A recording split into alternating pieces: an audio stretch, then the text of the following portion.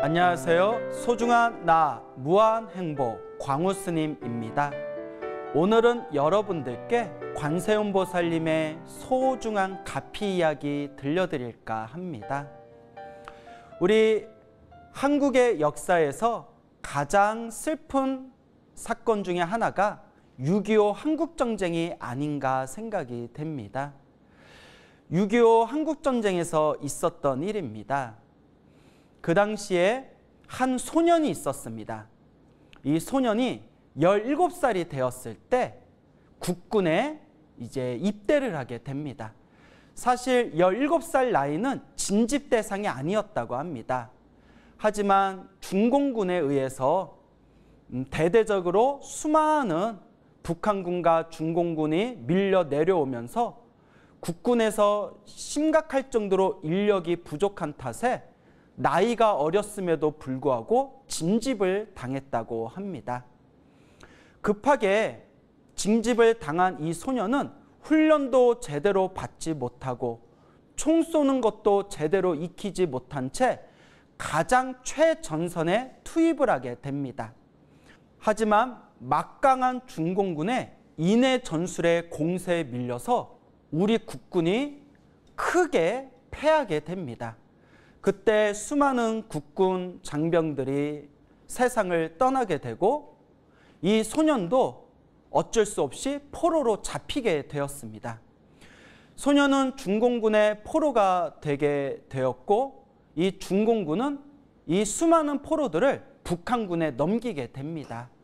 그래서 소년도 수많은 국군 포로들과 함께 북한군에 끌려가게 되었는데요.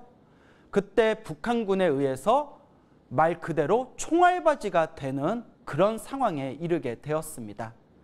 도저히 어떡할 수 없는 이 암울한 현실 속에서 그저 눈물을 삼켜야만 했습니다. 그때 때마침 국군의 기습폭격으로 이 소년이 포로들과 같이 타고 있는 트럭까지 폭탄의 충격에 의해서 뒤집혀지게 되었다고 합니다. 폭탄에 튕겨난 소년이 잠시 시간이 지난 뒤에 가까스로 눈을 떠봅니다.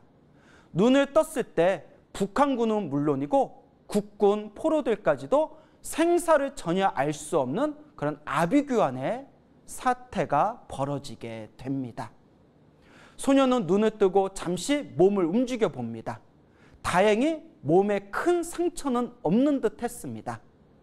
그래서 소년은 그 자리에서 벌떡 일어나자마자 그대로 산길을 향해서 냅다 뛰어갔습니다. 지금 잡히면 나는 꼼짝없이 죽게 된다. 그저 앞만 보고 아무것도 생각하지 않고 그저 몇 시간이고 산길 속으로 달리고 또 달렸다고 합니다. 몇 시간을 얼마나 달렸는지도 알지 못하고 소년은 도망가다가 결국 산속에서 탈진하여 쓰러지게 됩니다. 완전히 몸이 탈진하여 쓰러졌을 때 불현듯 소년의 귓가에서 일어나거라, 어서 정신 차려라, 정신 차리고 어서 일어나라 라는 소리가 들립니다. 소년은 깜짝 놀라서 누가 나보고 이렇게 일어나라고 정신 차리라고 말을 하는 것일까 하고 눈을 뜨고 앞을 쳐다보니 하얀색 옷을 입은 귀부인이 자신을 바라보면서 일어나라, 정신 차려라 라고 속삭이고 있는 것입니다. 아, 저 하얀색 옷을 입으신 저 선녀 같은 분은 누구실까? 그렇게 바라보고 있을 때 호련히 하얀색 옷을 입은 귀부인의 모습이 자신이 사랑하던 어머니의 모습과 그대로 하나로 오버랩되면서 그 자리에서 번쩍 정신을 차립니다. 그렇습니다. 비몽사몽간에 꿈인 듯 꿈이지 않은 그런 비몽사몽간의 한바탕 환상을 보았던 것입니다. 그래, 내가 어머니를 생각해서라도 이렇게 죽으면 안 된다. 정신을 차리자. 그리고 소년은 자리에서 겨우 몸을 지탱하며 그 자리에서 겨우 몸을 일으킵니다. 그때 어디선가 졸졸졸 물 흐르는 소리가 들립니다. 계곡물을 찾아서 물을 흠뻑 마시고 난 뒤에 다시 원기를 되찾고 이제 어찌해야 되나 망연자실하고 있었을 때 어디선가 귓가에서 은은하게 관세음보살, 관세음보살, 관세음보살 하는 연불소리가 들리더랍니다. 아니 이 산속에서 무슨 연불소리지? 가녀린 어느 여인의 관세음보살, 관세음보살, 관세음보살 하는 연불소리에 자기도 모르게 홀린 듯 취한 듯 그 연불소리를 따라서 하염없이 걷기 시작합니다.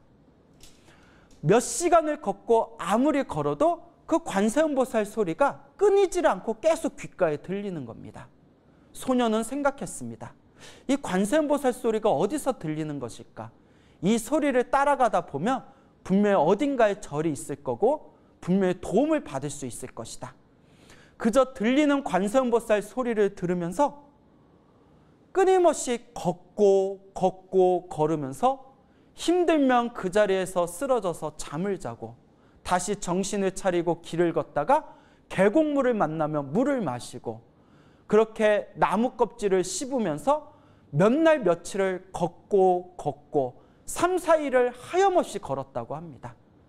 무엇에 홀린 듯 무엇에 취한 듯 관세음보살의 소리를 그 희미한 관세음보살 소리를 더듬으면서 걷다가 3, 4일쯤 하염없이 걸었을 때 불현듯 눈에 굉장히 낯익은 풍경이 비치게 됩니다. 여기 어디지? 내가 많이 봤던 곳인데 그 순간 소녀는 쏘스라치게 놀랍니다. 아, 여기는 우리 고향집 근처잖아. 순간 자기 자신이 자신도 모르게 걷다가 자신의 집이 있는 소년의 집이 있는 고향에 거의 다다랐음을 직감하게 됩니다. 익숙했던 길을 통해서 걷고 걸어서 드디어 고향집에 도착하게 됩니다. 관세음보살 소리를 들으면서 고향집에 도착했을 때 집 안에 방에서 자기 3, 4일 동안 산속에서 들리던 희미한 관세음보살 소리가 바로 들려오는 것입니다.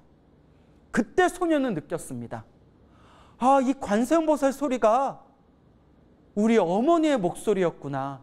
순간 방 밖에서 어머니 하고 외치는데 그 순간 비로소 관세음보살 연불소리가 뚝 그치는 겁니다. 그리고 문이 번쩍 열리면서 어머니가 맨발로 뛰쳐나오며 아들아 아들아 네가 살아왔구나 하고 서로가 어머니와 아들은 부둥켜 안고 눈물을 쏟으면서 그 자리에서 통곡을 했다고 합니다. 정신을 되찾고 소녀는 어머니에게 묻습니다. 어머니, 제가 3, 4일 전분에 산에서 정신을 잃었을 때 관세음보살 소리를 들으면서 걷고 걷다 보니까 여기까지 오게 되었습니다. 관세음보살 소리를 들으면서 오다 보니까 결국 이 집 앞에까지 이르게 되었습니다. 그 관세음보살, 그 희미했던 귓가에 들린 관세음보살 연불소리가 어머니의 연불소리였습니다. 그 순간 어머니가 눈물을 흘리면서 말씀하는 것입니다. 너를 군대에 보내고 나서 낮이고 밤이고 한결같이 관세음보살을 불렀다. 너를 전쟁터에 떠나보내고 나서 이 어미 마음이 가슴이 찢어지면서 그저 그날 그 이후로부터 한시도 빠짐이 없이 하염없이 관세음보살을 불렀다. 관세음보살님이 너를 살려서 집으로 보내주셨구나 라고 어머니께서 눈물을 흘리시는 겁니다. 이 소녀는 지금은 백발 노인의 할아버지가 되셨습니다. 할아버지는 이 이야기를 하시면서 지금도 그때의 체험이 잊혀지지 않고 아직도 아무리 고민하고 아무리 사유해봐도 인간의 상식으로는 도저히 납득되어질 수 없는 불가사의한 일이었다고 말씀하시고 계십니다. 그때 자기가 탈진하여 목숨이 경각에 이르렀을 때 호련히 환상 속에서 보았던 하얀색 옷을 입었던 귀부인의 그 모습, 그리고 귓가에서 3, 4일 동안 끊임없이 들리던 어머니의 관세음보살 연불소리, 그리고 그 소리를 따라서 걷다 보니까 자기도 모르게 도착했던 자신의 고향집, 백발 노인이 된 할아버지께서는 말씀하십니다. 이 모든 것이 부처님의 가피가 아니면 무엇으로 설명할 수 있겠습니까? 이 모든 것이 관세음보살님 자비의 힘이 아니라면 무엇으로 설명할 수 있겠습니까? 이 모든 것이 진정 우리 어머니의 정성스럽고도 간절한 연불의 힘이 아니었다면 제가 어떻게 그 지옥 같은 정쟁터에서 살아나올 수 있었겠습니까? 그저 어머니께 감사드리고 관세음보살님께 감사드릴 뿐입니다 라고 말씀하고 계십니다. 그대로 할아버지께서는, 이 할아버지가 된 이 소녀는 평생 관세음보살님께 감사하는 마음으로, 그 은혜를 갚는 마음으로 그렇게 불자의 삶을 살아오셨습니다. 우리가 살아가면서 도저히 감내할 수 없는 너무나 큰 괴로움과 너무나 큰 고통이 눈앞에 닥쳤을 때 우리는 어떻게 해야 될까요? 마음으로 크게 외치십시오. 관세음보살을 불러도 좋고 지장보살을 불러도 좋습니다. 금강경을 독송해도 좋고 법화경을 사경해도 좋습니다. 신묘장구 대다라네를 외워도 좋고 능엄주를 외워도 좋습니다. 간절한 마음으로 부처님께 의지하고 보살님의 가피를 구원하면서 간절하게 기도하다 보면 이 절벽과 같은 삶의 고통 속에서 한 줄기 자비로운 불보살님의 자비의 손길을 체험하시게 될 겁니다. 간절하게 정성스럽게 온 힘을 다해서 기도하신다면 반드시 불보살님의 가피가 여러분들을 평온의 길로 이끌어 줄 것입니다. 그게 바로 불보살님의 자비와 가피의 위력인 것입니다. 인간이 겪는 가장 참혹한 현장을 손꼽으라면 그 중에 하나가 바로 전쟁일 것입니다. 전쟁터에서 펼쳐지는 그 모든 사륙과 그 모든 괴로움과 그 모든 고통은 평범한 인간, 정상적인 인간이라면 참으로 감내하기 어려운 그런 고통의 현장일 것입니다. 이런 극심한 괴로움과 고통의 참혹한 현장 속에서도 관세음보살님의 가피는 꽃을 피우나 봅니다. 역시 한국전쟁에서 있었던 일입니다. 그 당시 강화도 보문사라는 관세음보살 도량인 이 보문사 사찰의 주지스님이었던 김경훈이라는 스님이 계셨다고 합니다. 경훈 스님께서 속가 때 낳았던 아들이 있었는데 이 아들의 이름은 김상만이었다고 합니다. 이 경훈 스님의 아들이었던 김상만 거사는 한국전쟁이 터지고 나서 육군에 입대하여 임무 수행을 하다가 그만 인민군에 붙잡혀서 포로 생활을 하게 됩니다. 포로로 있다가 함께 갇혀있던 동료 포로들이 몰래 탈출을 시도하다 그만 적발이 되고 동료 포로들이 총살을 당하게 됩니다. 때마침 전쟁에서 밀리고 있던 이 북한군은 자신들의 부대를 다른 곳으로 철수하고자 하면서 그때 묶어놓고 있었던 포로들을 어떻게 해야 될 것인가 고민에 빠지게 됩니다. 그러다 때마침 국군 포로들이 탈출을 계획하다가 적발된 것을 핑계로 해서 이 남아있는 국군 포로들을 모두 총살시키고자 결정을 하게 됩니다. 그렇게 남아있는 몇몇의 포로들이 구덩이가 있는 곳으로 끌려가게 되고 이 경훈 스님의 아들이었던 김상만 거사도 온몸이 묶여가지고 총살을 당하는 구덩이 쪽으로 질질 끌려가게 됩니다. 말뚝에 묶여서 눈이 가리우며 총살을 당하기 직전에 이르렀을 때 김상만 거사는 내면에서 극심한 공포를 느끼게 됩니다. 그때 자기도 모르게 관세음보살, 관세음보살 큰 소리로 외쳤다고 합니다.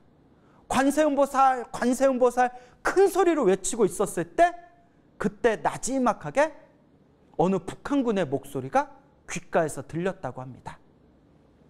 이보시오. 그냥 듣고만 계시오. 나도 사실은 장안사라는 절의 아무개 스님의 아들이요 라고 하는 겁니다. 그 북한군 중에 장안사라는 사찰에 계셨던 어느 스님의 아들이 그 인민군에 있었던 겁니다. 그때 그 장안사 스님의 아들이라고 밝힌 그 인민군이 귓가에로 김상만 거사에게 다음과 같이 속삭이는 겁니다. 내가 당신한테 총을 쏠 때 당신한테 총을 쏘는 척만 할 테니까 당신은 그냥 죽은 듯이 가만히 있다가 나중에 몰래 빠져나가시오. 그냥 죽은 척만 하고 있으면 돼요 라고 귓가에 속삭이는 겁니다. 그리고 이 인민군들이 말뚝에 박혀있는 우리 국군 포로들에게 총살을 하게 됩니다. 그리고 총소리가 들리면서 김상만 거사는 귓가에 속삭이던 인민군의 목소리처럼 그저 죽은 듯이 고개를 푹 숙이고 꼼짝도 하지 않았습니다. 총살을 마친 인민군들은 귀찮다는 듯이 말뚝에 묶여있는 국군 포로들을 내버려 둔 채 빨리 철수해야 되기 때문에 그 자리에서 벗어나게 되었다고 합니다. 한참 시간이 지나고 완전히 어둑어둑해져서 이 산이 완전히 어둠으로 덮였을 때 비로소 김상만 거사는 눈을 뜨고 자신의 몸을 살펴봅니다. 총소리가 들렸지만 그 장안사 스님의 아들이라고 밝혔던 그 인민군이 총을 쏘는 척 다른 곳을 향해서 일부러 빗나가게 총을 쐈기 때문에 이 김상만 거사는 몸에 아무런 상처가 없었습니다. 그리고 자신의 온몸에 힘을 다 써서 몸을 비틀어 밧줄을 풀고 그 자리에서 급히 뛰쳐나와 몰래 산길을 통해서 다시 무사히 그 위험하고 무서운 곳에서 탈출을 하게 되었다고 합니다. 이것이 바로 강화도 보문사 주지스님의 아들이었던 김상만 거사의 관세음보살님의 체험담이 되겠습니다.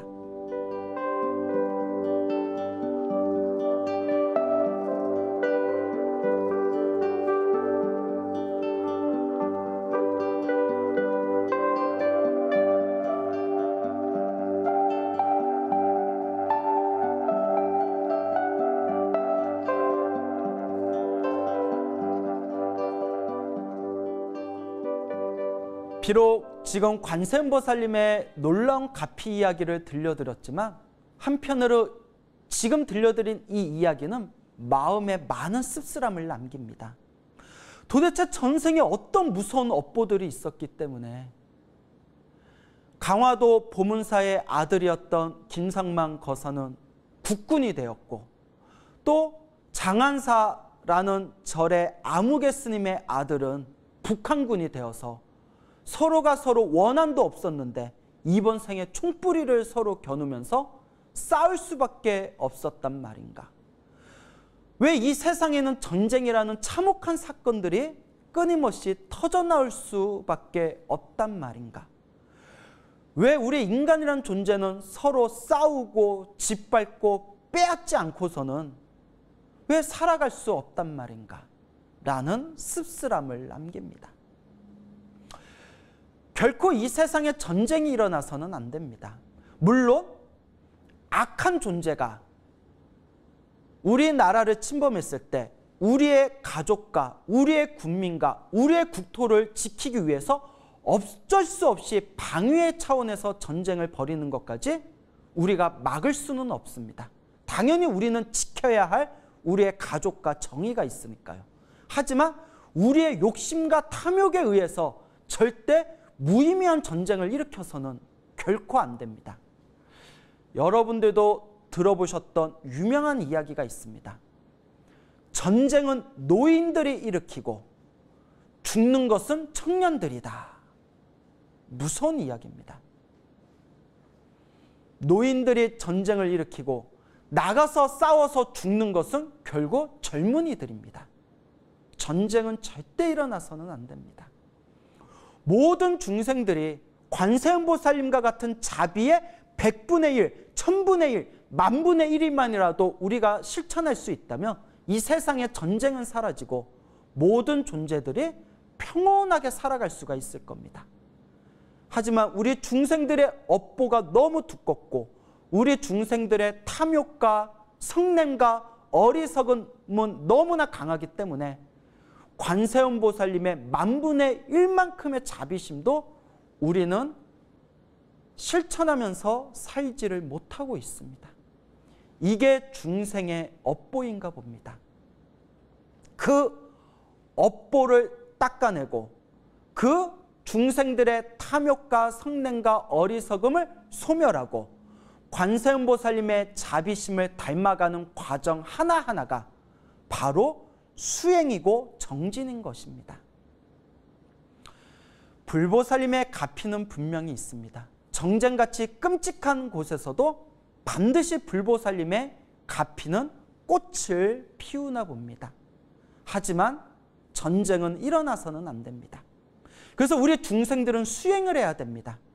부처님의 지혜를 체득하기 위해서 관세음보살님과 같은 위대한 보살님들의 자비를 닮아가기 위해서 우리는 수행을 해야 됩니다. 모든 중생들이 바르게 마음을 닦으면서 수행할 수 있을 때 비로소 이 세상은 극락으로 변해가게 될 것입니다. 그러니 우리 불자 여러분, 탐욕과 성냄과 어리석음을 소멸하기 위해서 부처님의 지혜를 체득하고